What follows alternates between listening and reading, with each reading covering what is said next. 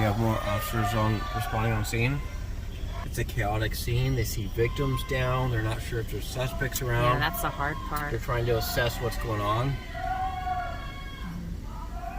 So now they've gone from having to locate a shooter to now they're all of a sudden rescuing people. So the priority is now preventing death, because you have people that might be bleeding out. Yeah. And it might be a 10-second to 30-second distinction between whether somebody lives or dies.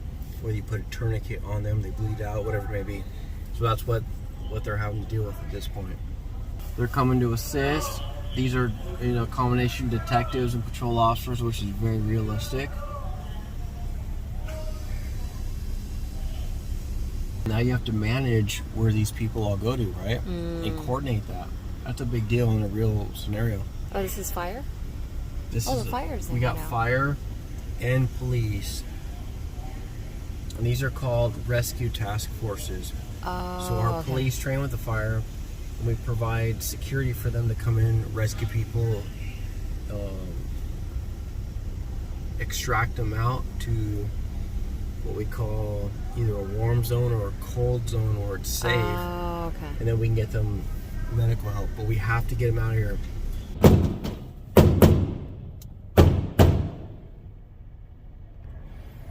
So our officers are trained to run right towards the gunfire. They're not worried about their own safety.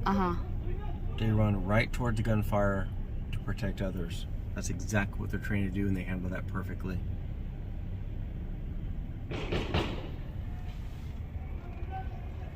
There's a bad guy right there. Ran into a classroom. Officers are securing him.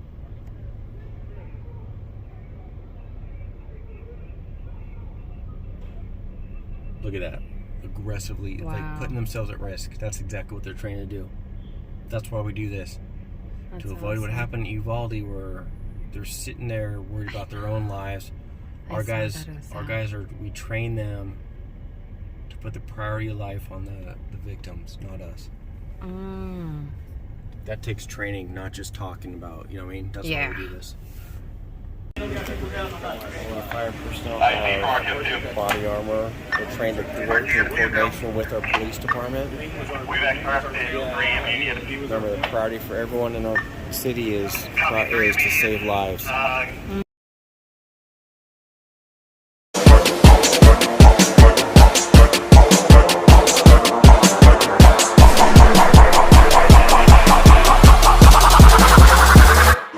Like the boss.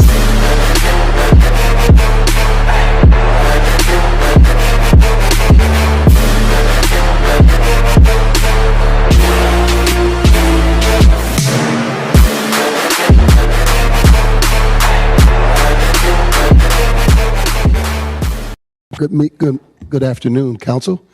Good afternoon, staff, members of the audience. I think all of us over the at least past year have seen all of the mass shootings that have taken place, and I think that our hearts go out most when it's involving children, although all of it is a tragedy. Last year, when this happened right at the end of the school year, members of the school district, superintendents reached out to me, and they were obviously very concerned about what we were doing in our communities to protect our children. I acted in that moment, made sure we had some extra patrol to make sure that we can finish out our school year and make sure our kids were safe. And in the interim, we started talking about when was the last time we had an active shooter training. And because of COVID and some of the other things, it had been a while.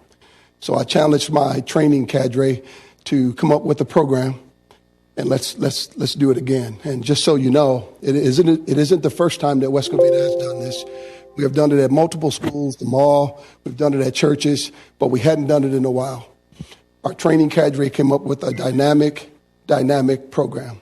The first part of the program consisted of classroom instruction, which lasted somewhere between 4 and 5 hours. That's where they go over things like, what is it? What are we looking for? What do we do? Those things. How are we going to respond as a police department? And then the second half of that training was actual practical training, which we performed at Treywick Middle School this year. Simunitions were involved. Obviously, we use simunitions because we can walk away from them, but it also gives the officers sort of that live feel. And although I'm not going to go into the exact training that we did, I want you to know that there were several trainings that were done around the schools, small pocket trainings, encounters with what we call suspects or bad guys. And then at the end of that training, we came together for one large training. The fire department was very instrumental in being there because, as you know, if there's an active shooter training, obviously the fire is going to be involved. So they're our partners. They were there. They were there to assist. It was a real scenario. We had dispatchers involved. We involved kids from outside of our organization to come and act as role players. It was the real deal. It was so real that residents around the neighborhood actually thought there was live fire. And just so you know, we did put out a notification that we would be doing this, but it's different when you hear it. And I just want you to know that that training will definitely help us as we move forward. It's something we plan on continuing to do. I think the Councilman Leslie Lopez was able to get out there and actually put eyes on it and see it for herself, and I think she was very impressed. So I do thank you and anyone else that showed up for it. I'm not sure who else showed up for it, but I just want you to know that we take that seriously. There was something else that was done behind the scenes. We actually had meetings with Queen of the Valley, and we went down there and we had a very good talk with them about some of the things we can do at their facilities and some of the things that they can do in the future that would help us. And then we had another training over at the transit building. And what that one was is this is something that most people don't realize. What do you do after the active shooter training? And so that presentation was put on, and school officials were invited there. Healthcare officials, of course, the transit folks were invited there. And we actually talked about how do we come together as a community? What do we do after the incident? And that's something that rarely gets talked about. So I was very proud that that was able to be put on. And I'm going to bring up her name again. Jerry Portress asked me before this actually even happened, is there a way we can get the community involved? Can you have a training? It's happened before, but it's been a while.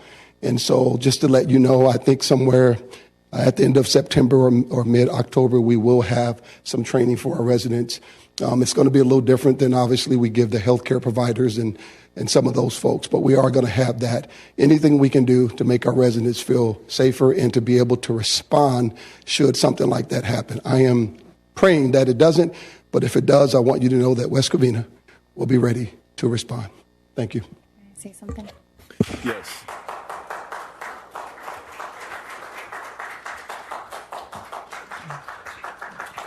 Thank you, Chief Bell, for that. And now a comment from Councilwoman Lopez-Viado. I just wanted to say thank you very much. It was well organized. It was intense. It was detailed. And I like the fact that they hit the before, during, and after incident. This does hit home to me because obviously, those who know me, I've had shootings at my park, death in my own parking lot and front door, bullet holes and everything. So I greatly appreciate this because safety is a big concern. I did mention about having one for the community, so we're on the same page. But if I know they also threw out surprises. So I was there during that whole end of the grand finale event. And so I saw some unexpected things that they just throw at the officers or the people with the M9 right there next to me. And so they handled it. The officers handled it well. The fire handled it well. It was nice to know that some of the fire carries. And so they're just not there. The community and the kids that were there, it hits differently when it's actually simulated. So I just wanted to say thank you. It was well put together, organized, and I'm glad you involved the hospitals, the schools, the community, and made it as real as it could be. I mean, it did feel real. I mean, I've been in that situation, so it felt real as it can be, and our department, our city did a fabulous job, so thank you again for putting this together. That's it. Thank you. Good evening. Good evening. Before we start introducing our new firefighters, I want to echo what Council Member Ms. Lopez says, that it was a great team effort, and the police department did a great job of including us and us being part of the interoperable training. That I don't think that we've had that in depth of a interoperable training with the hospitals, police department, fire department, schools, school districts to prepare for something that we hope never ever happens in our community. And I just wanted to echo thank you to the police department for including us and all of the fire department employees that participated and were instrumental in putting it together as well. So thank you.